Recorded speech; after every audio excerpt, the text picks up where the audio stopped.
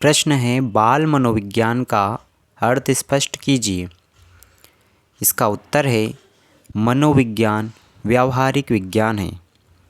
इसलिए जीवन के जिन जिन क्षेत्रों में मनोविज्ञान के सिद्धांत तथा व्यवहारों का अध्ययन किया जाता है वे सब उसी की शाखाएं बन जाती है। बालकों का अध्ययन जब मनोविज्ञान के आधार पर किया जाता है तो वह बाल मनोविज्ञान कहलाता है। क्रो एंड क्रो के अनुसार बाल मनोविज्ञान की परिभाषा क्या है? तो देखते हैं। बाल मनोविज्ञान एक वैज्ञानिक अध्ययन है जिसमें बालक के जन्म पूर्व काल से लेकर किशोरावस्था तक अध्ययन किया जाता है। थॉमसन के अनुसार बाल मनोविज्ञान की बात करें तो बाल मनोविज्ञान सभी को एक नई दिशा में संकेत करता है यदि उसे उचित रूप से समझा जा सके तथा उसका उचित समय पर उचित ढंग से विकास हो सके तो हर बच्चा एक सफल व्यक्ति बन सकता है। प्रश्न है बाल विकास को परिभाषित कीजिए। इसका उत्तर है बाल विकास विकास क्रम की वह व्यवस्था है जिसमें बालक के ज्ञान व्यवहार कुशल का संवर्धन होता है।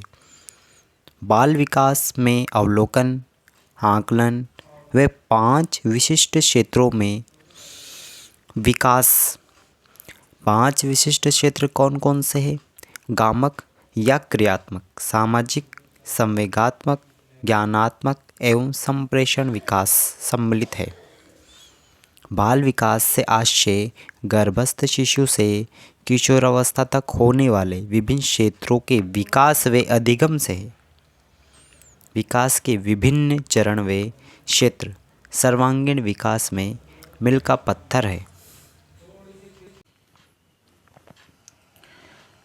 प्रश्न है बालक विकास के मुख्य पहलू कौन कौन से हैं? उत्तर है इसका बालक विकास के मुख्य पहलू निम्नलिखित है। पहला है शारीरिक व गामक विकास, गामक को क्रियात्मक भी कहते हैं। दूसरा है मानसिक विकास, तीसरा है सामाजिक विकास, चौथा है संवेगात्मक विकास। अगला प्रश्न है बालकों के अध्ययन की प्रमुख विधियां कौन कौन सी हैं? इसका उत्तर है बालकों के अध्ययन की प्रमुख विधियां निम्नलिखित है।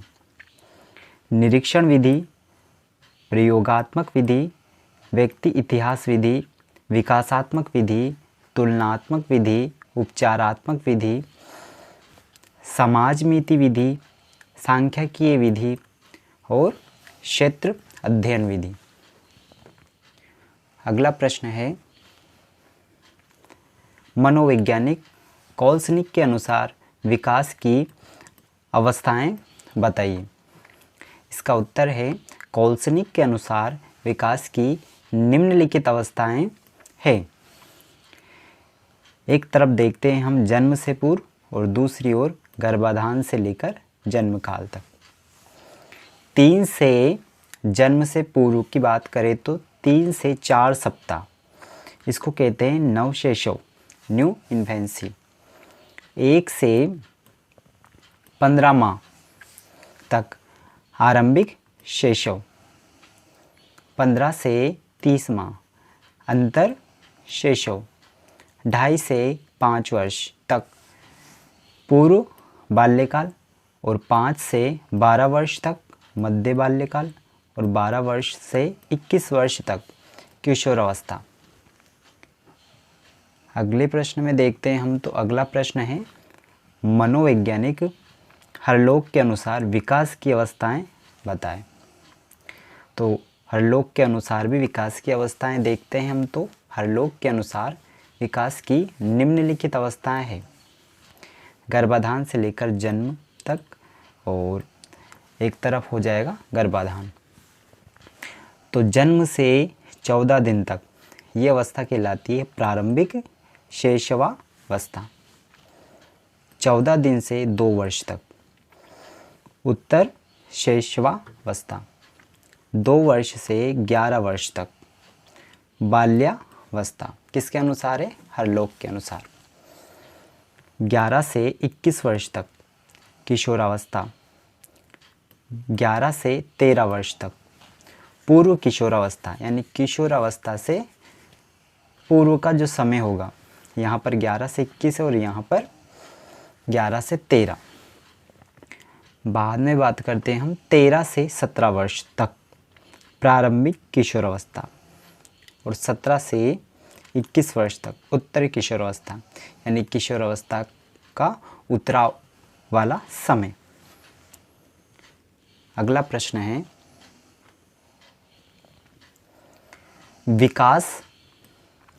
विकास की परिभाषा लिखिए। तो ये जो परिभाषा है ये है ड्रेवर के अनुसार। ड्रेवर के अनुसार विकास की क्या परिभाषा है? तो विकास व्यक्ति में होने वाला प्रगतिशील परिवर्तन है जो किसी लक्ष्य की ओर लगातार निर्देशित होता रहता है। उदाहरण के तौर पर देखें हम तो किसी भी जाति में भ्रूण अवस्था से लेकर, कौन सी अवस्था से लेकर? भ्रूण अवस्था से लेकर प्रौढ़ अवस्था तक उत्तरोत्तर परिवर्तन, ठीक है, क्या कहलाता है? विकास। अगले प्रश्न की बात करते हैं। अगला प्रश्न भी क्या है? विकास को ही परिभाषित करता है। तो देखो विकास का अर्थ स्पष्ट कीजिए। इसमें सामान्य विकास को परिभाषित किया गया है। विकास का अर्थ, विकास का तात्पर्य बालक के शारीरिक, मानसिक तथा भावात्मक या भावनात्मक एकीकरण से है, जिसके फलस्वरूप उसका व्यवहार विशिष्ट प्रकार का होता जाता है और वातावरण के साथ समायोजन में सहायक होता है। अतः विकास व्यक्ति के विभिन्न अंगों की कार्यक्षमता को इंगित करता है। यह वह प्रक्रिया है, यानी विकास वह प्रक्रिया है जिसमें विभिन्न आंतरिक शरीर रचना संबंधी परिवर्तन तथा इनसे उत्पन्न मनोवैज्ञानिक प्रक्रिया एकीकृत होकर व्यक्ति को सरलता, सहजता, मितव्ययिता से कार्य करने के योग्य बनाती है। अगला प्रश्न है कि विकास को प्रभावित करने वाले कारक बताने हैं। कौन कौन से कारक विकास को प्रभावित करते हैं? विकास को प्रभावित करने वाले कारक, प्रमुख कारक वंशानुक्रम एवं वातावरण है और इनके अंतर्गत निम्नलिखित कारक आते हैं। इसके अंतर्गत आ जाते हैं परिवार, समाज, विद्यालय का वातावरण, बुद्धि ग्रंथियाँ, जन्मक्रम, पोषाहार, प्रजाति, भौतिक परिवेश, रोग एवं चोट, शुद्ध वायु एवं प्रकाश, ठीक है। तो ये सब जो है विकास को प्रभावित करने वाले कारक हो जाएंगे। अगला प्रश्न, अच्छे अवलोकन या निरीक्षण की क्या विशेषताएं होती है? अच्छे अवलोकन या निरीक्षण की क्या विशेषताएं होती है? इसका उत्तर है अच्छे अवलोकन की निम्नलिखित विशेषताएं होती है। तो उद्देश्यपूर्ण होना चाहिए। दूसरी बात करें हम तो विषयों को सचेत नहीं करना चाहिए। तीसरा, व्यापक नहीं होना चाहिए, यानी जो भी निरीक्षण करेंगे वो व्यापक नहीं होना चाहिए। चौथा है अवलोकनकर्ता का अनुभव इसमें कार्य करेगा। तो देखते हैं सबसे पहले उद्देश्यपूर्ण। तो अवलोकन या निरीक्षण में उद्देश्य की स्पष्टता सबसे महत्वपूर्ण है। उद्देश्य को ध्यान में रखकर सूक्ष्म अवलोकन करने से अर्थपूर्ण निष्कर्ष प्राप्त होंगे। विषयों को सचेत न करें। व्यवहार का अवलोकन जितना प्राकृतिक व वास्तविक परिस्थितियों में किया जाएगा उतने ही सही निष्कर्ष प्राप्त होंगे। व्यापक ना हो, अवलोकन सटीक होना चाहिए। अवलोकन में व्यापक भाषा का प्रयोग नहीं किया जाना चाहिए। अवलोकनकर्ता का अनुभव, अवलोकनकर्ता का जितना अनुभव होगा उतना सटीक तरीके से व्यवहार का अवलोकन कर सकेगा। अगला प्रश्न, शैशवावस्था की 5 विशेषताएं लिखिए। इसका उत्तर है शैशवावस्था की 5 प्रमुख विशेषताएं या 5 है, इसमें हम थोड़ी सी ज़्यादा देखेंगे। तो शेष अवस्था की प्रमुख विशेषताएं निम्नलिखित है। ठीक है, तो इसमें 5 है, यहाँ पे जो है कितनी है, 10 है। तो शारीरिक विकास में तीव्रता, दूसरी हो जाएगी मानसिक क्रियाओं में तीव्रता, सीखने की प्रक्रिया में तीव्रता, कल्पना में सजीवता, दूसरों पर निर्भरता, ये 5 हो गई। ठीक है, यहाँ पर आगे और बात करते हैं तो आत्म प्रेम की भावना, नैतिकता का अभाव, मूल प्रवृत्तियों पर आधारित व्यवहार, दोहराने की प्रवृत्ति, अनुकरण द्वारा सीखने की प्रवृत्ति। अगला प्रश्न है अभिवृद्धि से क्या तात्पर्य है या क्या आशय है। अभिवृद्धि मात्रात्मक यानी क्वांटिटेटिव परिवर्तन है। अभिवृद्धि क्या है, मात्रात्मक परिवर्तन है, अर्थात एक कोशिका के विभाजन में बहुकोशिका, विभिन्न अंगों में विभेदीकरण, कोशिकाओं की संख्या की वृद्धि, जिसके परिणाम स्वरूप लंबाई, चौड़ाई व भार में वृद्धि होती है। यह सब वृद्धि के अंतर्गत आते हैं। इस संदर्भ में हरलोक के अनुसार, यानी अभिवृद्धि की परिभाषा हरलोक क्या बताते हैं, तो देखो हरलोक के अनुसार अभिवृद्धि से आशय शारीरिक अंगों, लंबाई, चौड़ाई एवं भार बढ़ना, साथ ही शरीर के आंतरिक अंगों व मस्तिष्क के आकार एवं संरचना में वृद्धि होना है। किसके अनुसार, हरलोक के अनुसार। अगला क्वेश्चन, अधिगम को परिभाषित कीजिए। इसका आंसर है अधिगम। अधिगम का साधारण अर्थ होता है, आपको पता होना चाहिए, इसका साधारण अर्थ जो होता है सीखना होता है। सीखने से व्यवहार परिवर्तन होता है। अब अलग अलग जो मनोवैज्ञानिक है उनके अनुसार अलग अलग परिभाषा यहाँ पर बताई गई है। जैसे वुडवर्थ के अनुसार बताया गया है अधिगम क्या होता है, तो नवीन ज्ञान और नवीन प्रक्रियाओं को प्राप्त करने की प्रक्रिया। नवीन ज्ञान और नवीन प्रक्रियाओं को प्राप्त करने की प्रक्रिया सीखने की प्रक्रिया है। क्रो एंड क्रो और गेट्स, एक मनोवैज्ञानिक है क्रो एंड क्रो और एक है गेट्स, दोनों के अनुसार अधिगम की परिभाषा क्या है। अधिगम यानी साधारण भाषा में बोले तो सीखना। तो क्रो एंड क्रो और गेट्स के अनुसार सीखना अनुभव और प्रशिक्षण द्वारा व्यवहार में परिवर्तन है। क्रानवेक के अनुसार अधिगम की परिभाषा क्या है, सीखना या अधिगम अनुभव के परिणाम स्वरूप व्यवहार में परिवर्तन द्वारा व्यक्त होता है। अगला क्वेश्चन है परिपक्वता से क्या आशय है। इसका आंसर है परिपक्वता को आपको परिभाषित करना है। तो परिपक्वता से क्या अभिप्राय है या क्या आशय है, तो यहाँ पर देखते हैं परिपक्वता वास्तव में विकास की एक अवस्था है। परिपक्वता क्या है, विकास की एक अवस्था है जो हर समय चलती रहती है। उसके द्वारा व्यक्ति अपने को कुछ कार्य करने के लिए सक्षम पाता है। शिशु चलना इसलिए नहीं सीखता कि उसका शरीर चलने तथा संतुलन बनाए रखने के लिए सक्षम नहीं हो पाता। कहने का तात्पर्य इतना सा है कि शिशु जब छोटा होता है तो वह चलना नहीं सीख पाता, क्योंकि उसका शरीर चलने के लिए क्या नहीं होता है, संतुलन नहीं बना सकता है। लेकिन जब समय बदलता है उसका शरीर, उसकी मांसपेशियां क्या हो जाती है, मजबूत हो जाती है, तो वह क्या कर सकता है, चल सकता है।